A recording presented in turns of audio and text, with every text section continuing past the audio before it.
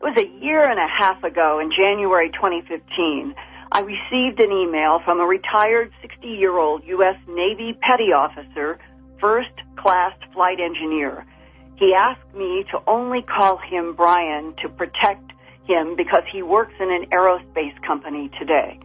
He entered the U.S. Navy in 1977 and retired 20 years later in 1997 from the military.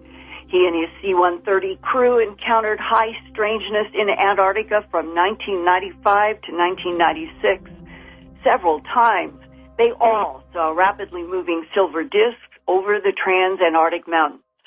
Brian and his crew also saw a huge football field-sized hole in the ice, only about 5 to 10 miles from the geographic South Pole, that was supposed to be a no-fly zone. But during an emergency medevac crisis, to speed up their trip, they flew across that no-fly zone and saw apparently what they were not supposed to see. A huge hole in the ice that looked like it was an entrance to an underground installation. Later at camp near Marie Birdland, some dozen scientists disappeared for 2 weeks. When they reappeared, Brian's flight crew was assigned to pick them up, and all were silent and appeared scared. Brian and his C-130 crew received orders to not talk about the silver disks or the huge ice hole or the missing scared scientists. Repeatedly, the crew was sternly told that they did not see what they kept seeing. Strange, but true stories. Tales from the light side, the dark side, and the other side. I'm Steve White. The famed explorer Richard Byrd covered a lot of ground and explored many places on this planet when it was not an incredibly easy task to accomplish back in the 1920s, 30s, and 40s. A World War I Navy officer, he claimed to have flown over the North Pole in 1926, becoming the first man to do so, though that claim has been in dispute for some time. He was one of the first to try to claim the Orteig Prize offered to the crew of the first plane to fly non-stop across the Atlantic from New York to France. His effort with his 4-man crew was unsuccessful, however, when his plane crashed during the attempt, and Charles Lindbergh flew into the history books, accomplishing the feat a short while later in May 1927 while Byrd's plane was being repaired. His crew eventually accomplished the feat of the transatlantic flight in June 1927. He was applauded and rewarded for his efforts, though rightly overshadowed by Lindbergh's solo accomplishment. Byrd then set off on a different mode of exploration, commanding 5 different Antarctic expeditions. The first, beginning in 1928 and ending in 1930, featured Byrd's documented flight over the South Pole in 1929, the first human to accomplish that feat. The second in 1934, in which Byrd nearly died from carbon monoxide poisoning during his time living alone in a meteorological station for 5 months. That incident was said to have affected him the rest of his life. His third exploration of Antarctica was in the pre-war years of 1939 and 1940, in which extensive research of the potential resources available in the Antarctic were conducted. Then, after the war, Byrd was sent back to the Antarctic for a mission codenamed High Jump. It was known about and promoted in the media prior to the expedition, but upon return, the details of it were deemed top secret. The speculation by some being that it was during this time that Byrd may have come in contact with extraterrestrials. Post-World War II, there was concern amongst the U.S. government and allies that the Soviets would attempt an invasion of North America by coming over the Arctic. Naval operations and training exercises had been conducted at the North Pole in 1946, but more was deemed necessary. With the Arctic winter nearly upon them, the U.S. Navy sent 15 ships, including an aircraft carrier, 6 flying boats, 6 helicopters, 2 seaplane tenders, and 13 other aircraft to Antarctica. It was the largest naval expedition ever undertaken in Antarctica. Overkill?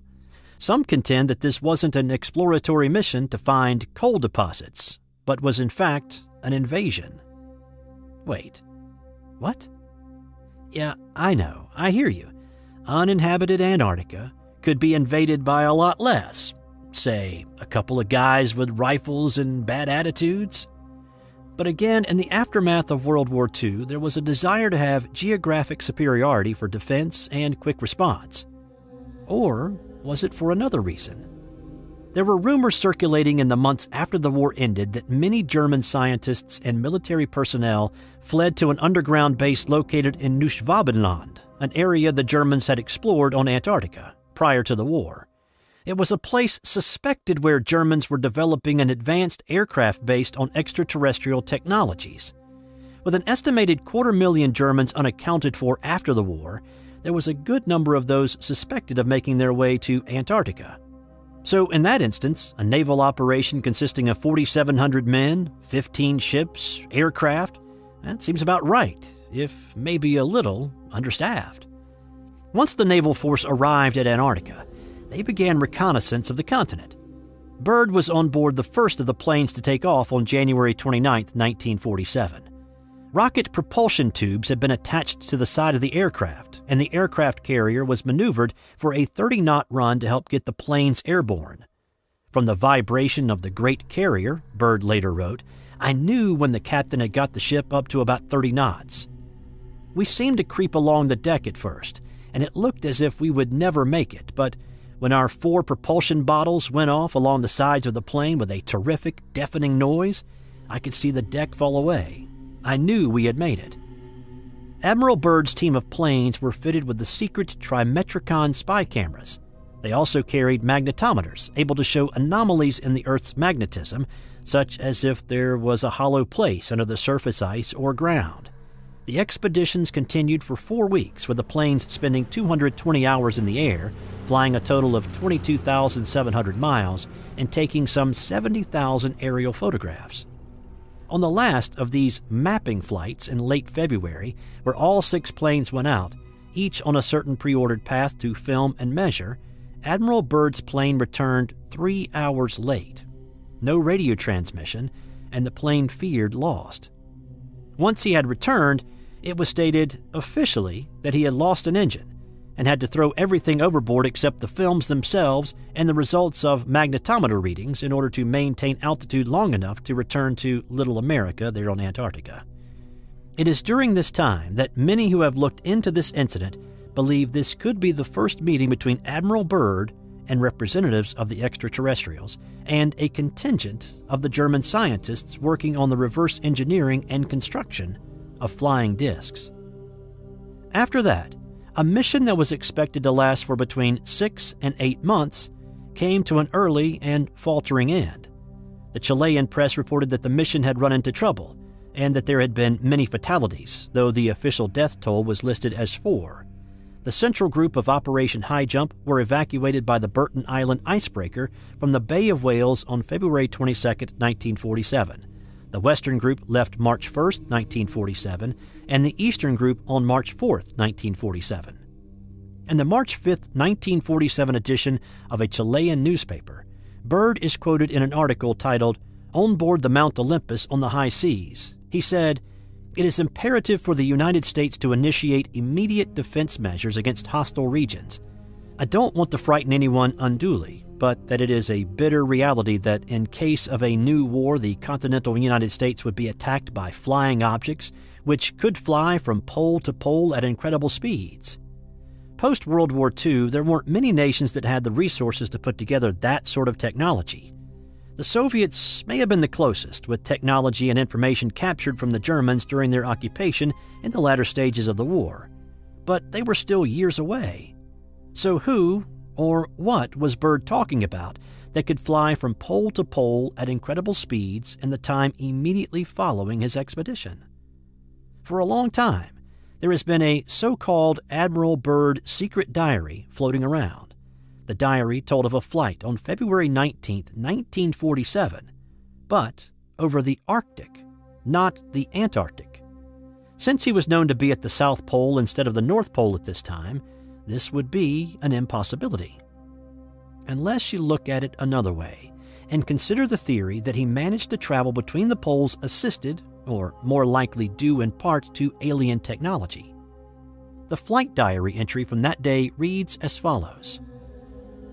We are crossing over the small mountain range and still proceeding northward as best as can be ascertained. Beyond the mountain range is what appears to be a valley with a small river or stream running through the center portion. There should be no green valley below. Something is definitely wrong and abnormal here. We should be over ice and snow. To the port side are great forests grown on the mountain slopes. Our navigation instruments are still spinning. The gyroscope is oscillating back and forth. I alter altitude to 1,400 feet and execute a sharp left turn to better examine the valley below. It is green with either moss or a type of tight-knit grass. The light here seems different. I cannot see the sun anymore. Encountering more rolling green hills now. The external temperature indicator reads 74 degrees Fahrenheit. Continuing on our heading. Navigation instruments seem normal now. I am puzzled over their actions. Attempt to contact base camp. Radio is not functioning. Countryside below is more level and normal, if I may use that word. Ahead we spot what seems to be a city. This is impossible. Aircraft seems light and oddly buoyant. The controls refuse to respond. My God, off our port and starboard wings are a strange type of aircraft. They are closing rapidly alongside. They are disc-shaped and have a radiant quality to them. They are close enough now to see the markings on them. It is a type of swastika. Where are we? What has happened? I tug at the controls again. They will not respond. We are caught in an invisible vice grip of some type. Our radio crackles and a voice comes through in English with perhaps a slight Nordic or Germanic accent. The message is, "Welcome, Admiral, to our domain. We shall land you in exactly 7 minutes. Relax, Admiral. You are in good hands." I note the engines of our plane have stopped running. The aircraft is under some strange control and is now turning itself. The controls are useless. Another radio message received. We begin the landing process now, and in moments the plane shudders slightly and begins a descent as though caught in some great unseen elevator. The downward motion is negligible, and we touch down with only a slight jolt. I am making a hasty last entry in the flight log. Several men are approaching on foot toward our aircraft. They are tall with blonde hair. In the distance is a large, shimmering city pulsating with rainbow hues of color. I do not know what is going to happen now, but I see no signs of weapons on these approaching. I hear now a voice ordering me by name to open the cargo door. I comply. At this point, the diary tells of meeting with an alien class known as the Arianes, which sounds a little bit too close to Aryan for my comfort level. The diary entry continues with Byrd apparently talking with someone deemed the Master. "You see, we have never interfered before in your race's wars and barbarity, but now we must, for you have learned to tamper with a certain power that is not for man, namely that of atomic energy. Our emissaries have already delivered messages to the powers of your world, and yet they do not heed. Now you have been chosen to be witness here that our world does exist. You see, our culture and science is many thousands of years beyond your race, Admiral." I interrupted. "But what does this have to do with me, sir?" The Master's eyes seemed to penetrate deeply into my mind, and after studying me for a few moments, he replied, "Your race has now reached the point of no return, for there are those among you who would destroy your very world rather than relinquish their power as they know it." He concluded a short time later by apparently saying, "We see at a great distance a new world stirring from the ruins of your race, seeking its lost and legendary treasures. And they will be here, my son, safe in our keeping. When that time arrives, we shall come forward again to help revive your culture and your race. Perhaps by then, you will have learned the futility of war and its strife. And after that time, certain of your culture and science will be returned for your race to begin anew. You, my son, are to return to the surface world with this message." With that, Byrd and his radio man were ushered out and taken back to their plane, with the words of another saying, "We must now make haste, Admiral, as the master desires to delay you no longer on your scheduled timetable, and you must return with his message to your race."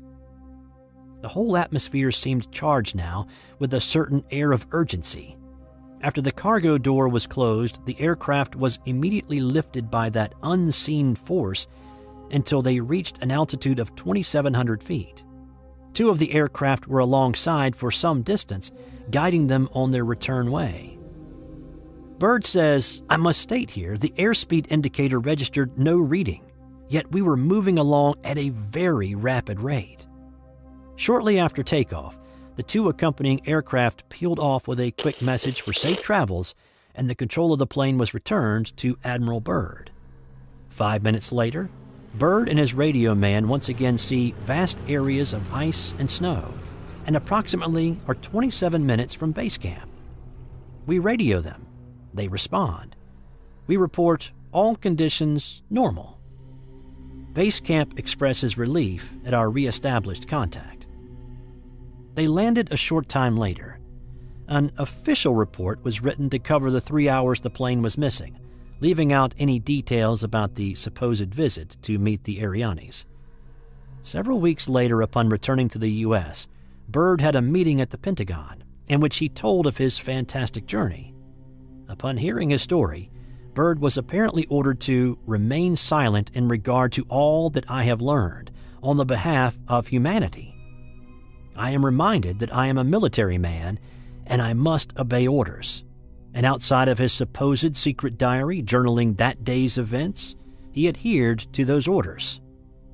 Byrd returned to the Antarctic in 1956 as part of Operation Deep Freeze, but was there only a week before returning home.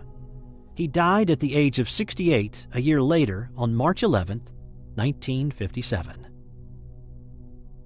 So what do you think? Possible? Far-fetched? This is wide open for speculation.